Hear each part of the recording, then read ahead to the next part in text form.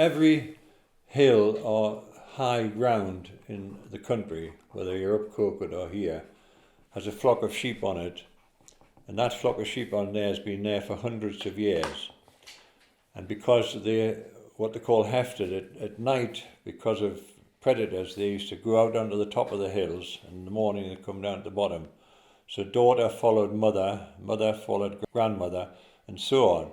So you always kept the replacements on the hills to replace this heft. And when a farm is sold or a farm is rented out to somebody else, the sheep are tied to the farm. So you have to buy those sheep, and those sheep stay on the farm for hundreds and hundreds of years. So it's mainly the Cheviots or the Blackface or the Swaledeers, and those sheep in the hills are bred pure, right? So they use pure ram, breed their own replacements. Foot and Mouth was in the area in 1966.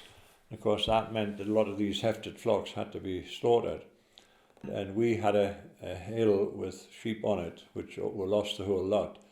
And we bought in sheep from similar type of farms, hoping they would go, but it took 5 or 6 years for them to get used with it. In fact, it never worked till they were bred on the farm. Probably now, they're probably not a true hefted flock even now, because they've lost it all. So it was quite serious. Way back, just before my time, there was a corn exchange at Berwick. Now, everything happened at the corn exchange at Berwick, and it's what the word means. You know, if you had wheat to sell, you went there and there was buyers. The merchants used to go in a big hall and they sat with their desks around the room. Also, at that time, and nearly every Saturday, my grandfather and people went to Berwick to the corn exchange in their car. I mean, it was a big job getting a car up there for a day, but that's what they did. In the arable areas up on the borders, they were into a rotation with their crops. It's called the Norfolk four-course rotation. And one of the years in that for fertility was roots, turnips. But they needed something to not only to break the crop cycle, but they obviously had to do something with the turnips. And they were all arable guys, so they were keen to get the guys in these areas to take their sheep up there for the winter to eat their turnips, and the guys on the arable farm looked after them things.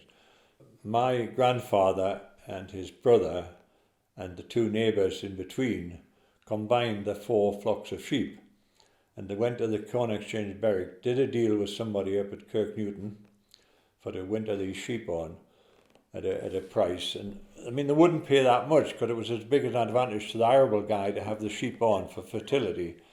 But it was an advantage to us as well because they were off the farm for the winter, and mean we hadn't to make any winter fodder for them and things. So they would book a train from Whittingham. The train would come in, dump off so many carriages in the siding at Whittingham station, and the 4 farms here would drive their sheep down from Bankhead to Lawbottle, pick up everybody's and walk them down to Whittingham. And they had a relation farm just beside the station. They rented a field from him overnight and parked them there to get rested. And then it was a marathon job the next morning to load all these sheep into carriages. You know, there would be 800 or 900 sheep, and I think they got about 30 or 40 in a carriage, so it would be a heck of a long train. Then the train set off for Kirknewton, and at Kirknewton station, the arable guys, they took them off the train and they put them on the turnips. So they stayed till 3 weeks before lambing, and then the reverse thing happened. But of course the ewes were pregnant by then, heavily pregnant. It was a long way from Whittingham for them to walk back here. So again, they rented this field, and the farms here took down a horse and cart full of turnips, spread them out in the field, so the sheep came off the train, got their fill, ate their turnips, and lied down and rested, and the next morning went and drove them home. And on the way back, when they got towards Callally, there's a finger post to a place called Todleymoor, which you'd never find. That was the back road to Lawbottle Stairs.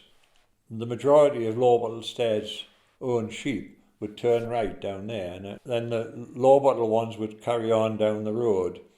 You would see an odd one would go further down and realise it was on the wrong way and turn back. You had to give them plenty of time. And then at Lawbottle, the Lawbottle ones went right and the Bankhead ones went left. And the next day, anything that was mixed up, they just used to bring them by horse and cart back to the field. But my father reckons it was just maybe half a dozen each farm got it wrong. So they knew exactly where they were going. And of course they came back home onto nice green pastures and things.